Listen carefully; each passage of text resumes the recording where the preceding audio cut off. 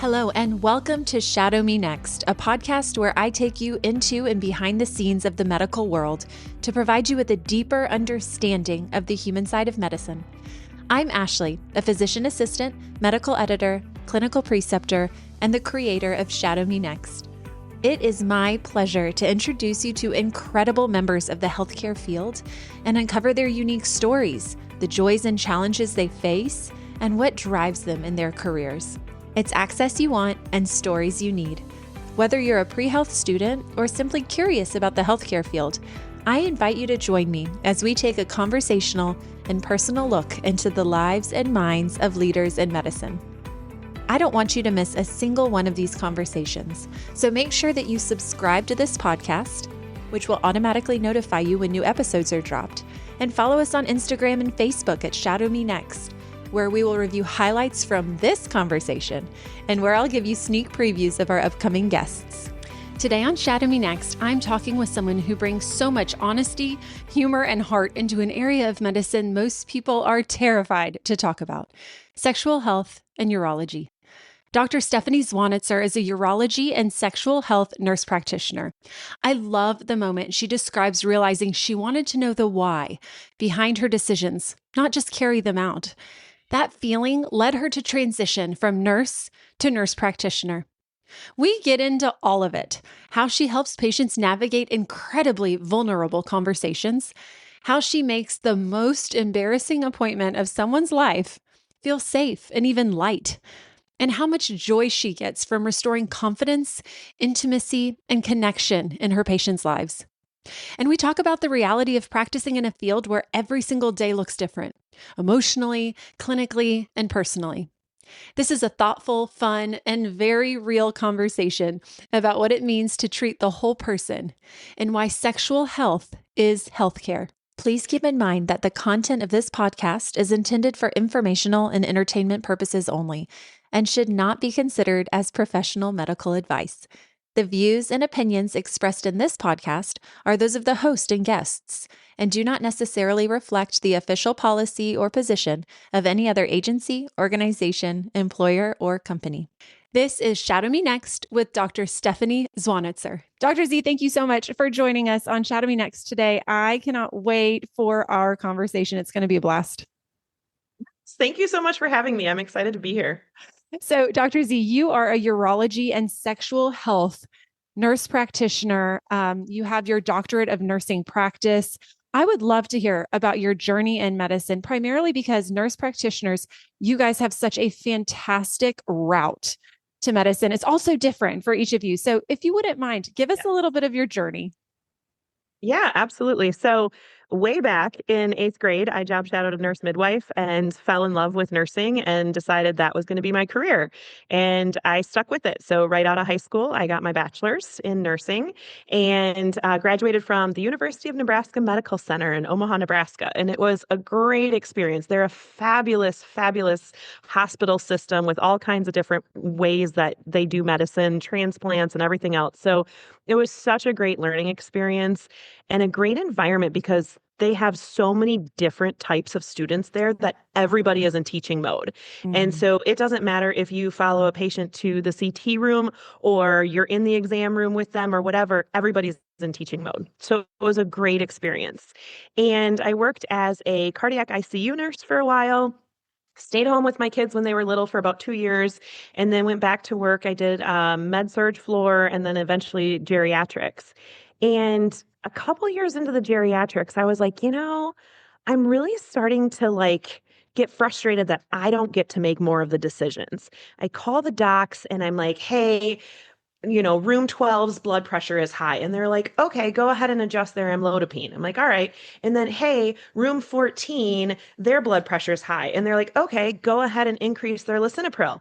And I was angry that I didn't know why this room got their amlodipine and this room got their lisinopril. And why can't I make these decisions? And that's when I realized all right, I need to go back to school and practice at a higher level. So I went to the University of South Alabama and I got both my master's and my doctorate from there. So at the end of my master's, it was like a 5-year program. So at the end of my master's, which was the first 3 years, I was able to start practicing as a nurse practitioner. And then I finished my doctorate while working as a nurse practitioner. So that was really cool because I got to do my doctoral project where I was working as a nurse practitioner. So it really Cool. was meaningful to me rather than doing your research project at somebody else's office for their patients. These were my patients that I was affecting. So it was really cool that way. And then I worked as a primary care in subacute, so skilled nursing facilities. So I worked for the hospital. This is kind of cool. I worked for the hospital that I had worked as a nurse. And then I worked in the skilled facilities, but I was still owned by the hospital. So I was trying to prevent those 30-day readmissions and things like that, and really not only help the hospital give better care, but help my patients do better and get back home out of these rehab facilities. So it was really interesting and I learned a lot. Plus, for my first job, it was like kind of cool because I still got to do some blood. I still got to do some IV antibiotics and things that I was used to doing as a floor nurse, but now I'm the one ordering them. But I still got kind of like some of that in between care. And then I did pain management for a little while, and that was really interesting.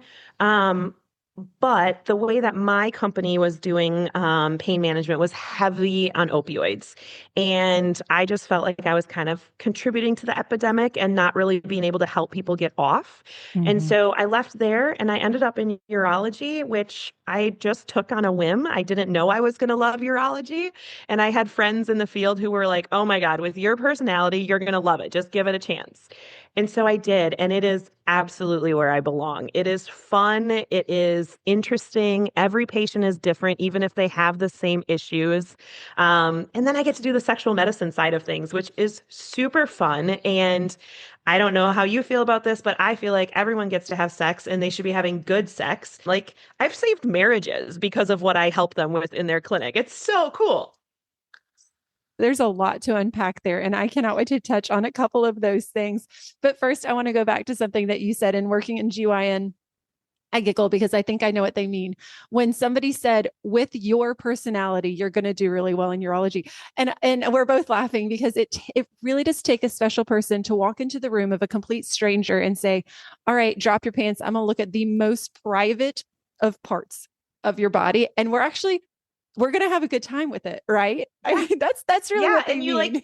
you have to figure out how to have that bedside manner and that joking, but not offensively joking. And there's this fine line between being really comfortable with your patients and being like too comfortable or creepy with your patients. And so, yeah, it really takes a special person. And one of my favorite compliments I get is when I have one of my male patients come in who is embarrassed and feeling bad about talking about his lack of erections or his lack of sexual desire.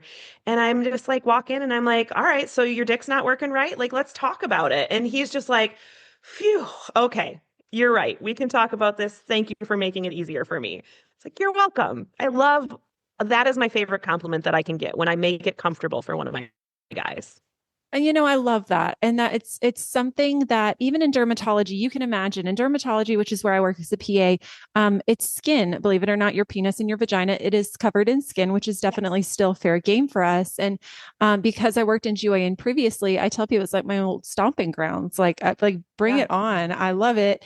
Let's take a look. And that's the highest honor that I can when somebody says, Ash, thank you for making that like it was not only comfortable, that was really fun. Thanks, Yeah. Yeah, And it's exactly. great because not only number one, they feel like they have literally been seen and their problems have been addressed, but a lot of times we're providing education for them, which Mhm. we're going to talk all about. Yes. Especially with your podcast between the sheets, especially in women's health, and I'm sure in men's urology and men's sexual health as well. You don't know what you don't know as a patient, Right. right? And that's true Yep. for women of all generations and for men of all generations right now, which you are addressing in a million different ways. Let's step back real quick, and I wanted to talk to you a little bit about when you made that decision as a nurse, when you realized, hey, I want to not just be giving these meds to these patients. I want to know the why Mhm. behind that. If you could, for maybe for our students that are kind of considering this, put yourself, and I'm sure you know people that are on the opposite end of that. Who is who is thinking, okay, I'm really comfortable in nursing right now. That is not what I want to do. This is what I want to be. What does it look like for that healthcare provider? Yeah, great question. I think really it's this internal desire to do more Mm. and to not be surface level. And I'm not saying that nurses are surface level. Nurses do a hell of a lot. I mean, I learned so much as a nurse. I took really good care of my patients as a nurse. But when there's this internal desire that what you're doing just isn't quite enough for you, that's when it's like, okay, what more can I do? And maybe it is being a nurse practitioner, and maybe it's doing research, or maybe it's getting your master's to go teach. But there's just this thing inside of you that says, I need to go to that next level. I'm not there right now. And that's what it was for me. It was every day having to call the docs and get the permission to do something, get the order to do it. And I'm like, but I just want to know why. And I want to be the one calling the shots. I see what they need. And I want to know, why am I choosing one medication over another? And then I just want to do it for that patient. I don't want to have to call and ask anymore. And I think that's a big deciding factor in whether or not you go back to school. And it Absolutely. also has to fit with your lifestyle, right? I mean, when I went back to school, I waited until both my kids were in school. So I went back when my son was in kindergarten because as a nurse, I was working full time. So I was doing my 312s and I was doing grad school. But then on the days where they were in school and I was not at the hospital working, I could do all my homework. I could do my clinical rotations and things like that. So it worked with my lifestyle at the time too, which made a big difference. And you mentioned the fact that you took a little bit of time off even too, and your kids Mhm. are really young. And it's just Yep. there is for a lot of people that extreme flexibility is so important. Mhm. And like you said, the fact that you've worked in multiple areas of medicine too, and kind of stumbled Mhm. into this incredible passion that you have right now Yeah. with urology and sexual health. It's very, very cool. Okay, let's talk about a day in your life because right now, Yeah. we've heard about what kind of led you to where you're at. I would Mhm. really love to hear, what does it mean to be a urology and sexual health nurse practitioner? Do you see men? Do you see women? Do you see both? Is it a men's clinic, a women's clinic? How does that look? What does that look like? Yeah, great question. So, in my particular practice, I see both men and women. It depends on your office and different things that you do, and also the docs that you work with. So, there is still a lot of surgery in urology. And man, urology covers a lot, which I did not even realize. Working on the floor as a nurse, like you called urology when you couldn't get a Foley in, you called urology for bladder cancer, like really minimally did you call urology? So when I got into it and I was like, we do testosterone? We treat prostate cancer? We don't send that to oncology? Like there's so much that urology does. And so it really depends on where you work and what your office specializes in. But my life, I have two docs that do penile implants for erectile dysfunction, who do surgeries for Peyronie's, who do different reconstructive type surgeries. And then I also work with a urogynecologist. So she's doing vaginal reconstruction, prolapses, different things like Oh, that. So I get a lot of sex med, which is really fun for me and I love it. And because I love it, every doctor in my office, even the general urologist that I don't always work hand in hand with, they send me their ED patients and things like that because it's my specialty and I do have that rapport with patients. But I also see overactive bladder patients. I see recurrent UTIs. I see BPH. I see prostate cancer guys who are stable. We have a nurse practitioner who specializes in advanced prostate cancer. So anybody whose PSAs are changing or their treatment's not working for them, I send them to her. But I'll see the guys who are like in remission. We're just checking their PSAs, that kind of stuff. Um, Low testosterone, vaginal issues like vaginismus, pain with sex, the genitourinary syndrome of menopause, which everyone needs to learn about. Please learn about. It's so important. And so, yeah, I see a variety. I see from age 18 till death. My oldest patient I ever had was 105, and she just walked herself into the clinic. I mean, so I see a really big variety in urology in general. You're going to see a big variety, but it's a great field. oh, I love how varied it is. And I would Mhm. imagine you have patients who come in very worried, very anxious, very nervous about their medical problem, And Yes. then you have other patients who might be just really excited and anticipatory about the conversations you are going to have about another issue, maybe a performance issue that they might be Mhm. having. I mean, is it an emotional day? Is it like high highs and low lows, or is it usually pretty steady for you? Yeah, I mean, it can be. When I did more prostate cancer, it was a little bit more emotional because you're diagnosing, you're telling somebody their biopsy's positive, things like that. My day-to-day now is pretty stable. I would say I have more highs than lows because I get so many patients that I gave them a new medication for their OAB and holy cow, they went on a hike and didn't have to piss in the woods. Like it's so exciting. Or I gave a guy, we talked about ED, we got him on a good treatment. He comes back and he's like high-fiving me like, "Yes, I got to have sex and I lasted until climax. This was so exciting." A guy with premature ejaculation, we get him on the treatment plan and all of a sudden he can last 5 minutes instead of one. I mean, it's just so what I do is a lot more highs than lows currently, but it does depend on which part of urology you practice. Absolutely. Dr. Z, what's two questions? What's the most common condition that you treat? Maybe men and then women. And then two, Mhm. what's your favorite? What just gives you the most satisfaction? Yeah. So for men, BPH, large prostates, peeing issues from their large prostate. For Mm, women, it's either overactive bladder or recurrent UTIs, and a lot of times they're hand in hand. hmm Um, I would say what gives me the most joy is my erection patients, when they come in and they've tried Viagra and Cialis and they're like, I don't know what to do. I don't know what my problem is. And we can sit there and talk through the psychological aspect of it, the relationship aspect of it. We can try different combinations of medicine. We can talk about injections or prostheses, depending on where they're at in their journey. And it's giving them hope that they didn't have coming in, and for a lot of them, they have lost relationships, they have lost self-esteem, things like that. So to give them that back and then to have them come back for their follow-up and high five me and be like giving me hugs because they're so excited they had an erection and they haven't had an erection in 5 years. Like they're so excited and so appreciative. Those are my favorite. That's incredible. How long are your visits? I mean, do you have a standard amount of time? I would imagine some of these conversations are really long. They can be. So our practice as a whole requires APPs, both PAs and NPs, to see 20 patients a day. So the schedule is set up for 21. That way, if you have some no-shows or whatever. I, I've been doing it long enough, and our bonuses are RVU structured for students. That means the more you see, the higher you bill, the more you get paid. I see 30 patients a day. Oh my So my gosh. appointment, yes, my appointments are 15 minutes, but some of them are 5 minutes and some of them are 30. So you kind of balance out throughout the day. So your guy who comes in with BPH and he's very stable and he's on his Flomax and he's super happy. We talk about how the grandkids are, how life's been for the last year in a couple of minutes, and then he's out the door. And then my erection guy comes in and we spend 20 minutes talking or 25 minutes. So it does balance out throughout the day, but I see four patients an hour at 15-minute intervals.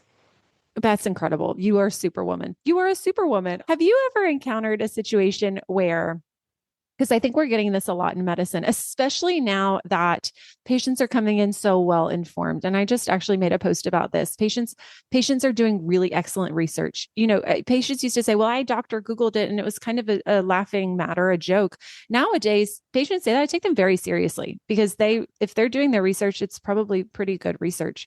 Um, so that being said, do you have patients coming in that are looking for a certain treatment? You mentioned Viagra and Cialis, and there are obviously reasons not to use those in certain patients.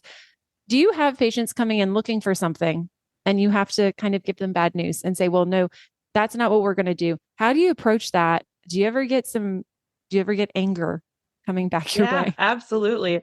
I would say the biggest time that I get that is with my low testosterone guys. When I can't give them because they're actually not low testosterone. They need to get their diet and their sleep and their other things in line, but their T is actually okay. They don't like that answer. Um, Women who come in and they've already tried Mirbetrick, they've already tried Gemtesa for their overactive bladder, and you're like, all right, well, procedures are your next option. Nope, I want another medication. So, yeah, I definitely get that. And with ChatGPT and all the AI stuff too, it's gotten even worse. Yeah. Which sometimes for the better and sometimes not so good because ChatGPT is not always accurate. So be careful when you're using that for student papers. But but yeah, I think the way that I generally approach it is I appreciate that you did your research. I appreciate what you learned. Clinically, what I see is this. And in your specific case, I see this plan working better. So let's try my plan. And if it doesn't work over the next 6 weeks, whatever, then we can kind of try and renegotiate and see where things are at. But, based on your blood work, your symptoms, your whatever, I don't necessarily agree that that would be the best treatment for you. I'd really like you to try this one. Are you open to that? Some of them are, and some of them are absolutely not. I want what I said I want. And you're like, all right, try it. Like, it's not going to do what you want it to do. I'm going to prove to you that it's not going to do what you want it to do. As long as it's not harmful, sometimes I let them try what they want and just to prove to them that it's not going to work. Well, I think it's number one, it shows that you were listening. Yeah. For sure. And then hopefully they'll come back and they'll discuss with you again and say, hey, listen, Dr. Z, it didn't work. They won't say you're right. They'll say it didn't work. Right. Oh, no, they would never say I'm right. Oh, it's so true. We've spoken to students a couple of times, specifically, yes, don't use ChatGPT on your papers. If you do, make sure you're using a reputable resource to confirm the information. Absolutely. But there is a segment on the show for students, and let's talk to that as well. It's called Quality Questions, and it is where we discuss an interview question, perhaps that you've had in the past. Yeah. That was super duper memorable. And this is a great way for our pre-health students, or really anybody looking towards an interview in the future to kind of practice some of these things that you very well might hear when you're sitting in front of a complete stranger who is evaluating your entire life. So do you have one of these quality questions?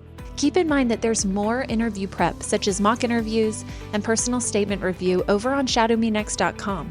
There you'll find amazing resources to help you as you prepare to answer your own quality questions. I do. So I remember, and it kind of threw me off because I wasn't expecting it. You expect what are your best qualities, your least qualities, things like that. But what they asked was, when is a time that you made a mistake with a patient and what did you do about it? Because we all do. You are going to make a mistake with a patient. And admitting that, first of all, sucks. Admitting it in an interview? Are you kidding me? So I sat there and I was like, all right, well, this one time I gave, a milliliter when I should have given a half a milliliter or whatever. I don't remember exactly what my example was, but I gave too much of a medication. I went straight to my charge nurse. It was back when I was a nurse.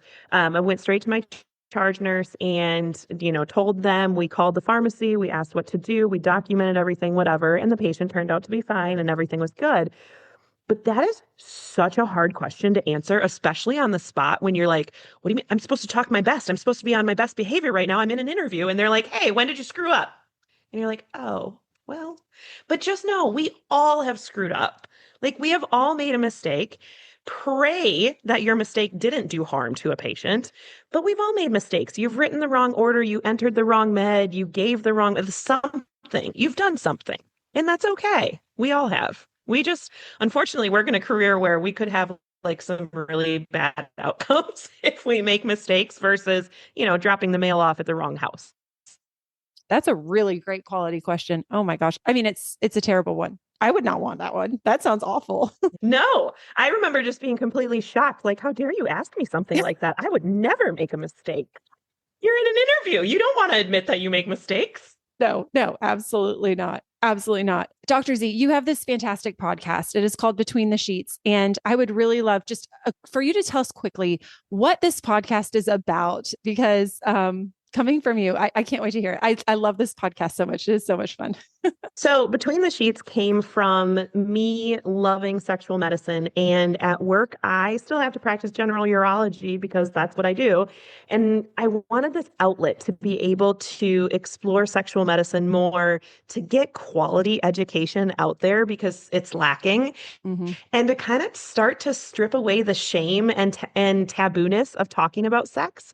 So we cover everything from basic anatomy to the kinkiest stuff. I had an episode on fisting. Okay. So like everything in between, sexuality, couples, singles, everything. And I have some amazing guests on there who provide a wealth of knowledge, and it's so much fun.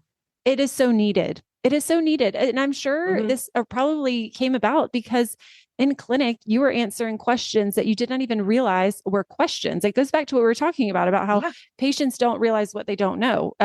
We as humans, as sexual beings, don't realize what we don't know. So we lost Dr. Z right there at the end of our conversation. The joys of recording across states and Wi-Fi. But honestly, I think that's a pretty fitting end to this episode because what she shared with us today was real, unpolished, and exactly what so many people need to hear about sexual health and urology. Before we wrap up, I want to make sure you know where to find more about Dr. Z because she is doing such important education in this space. She hosts the podcast Between the Sheets, where she breaks down everything you were too embarrassed to ask, from anatomy to desire to ED to pain with sex to some of the kinkier topics she hinted at today.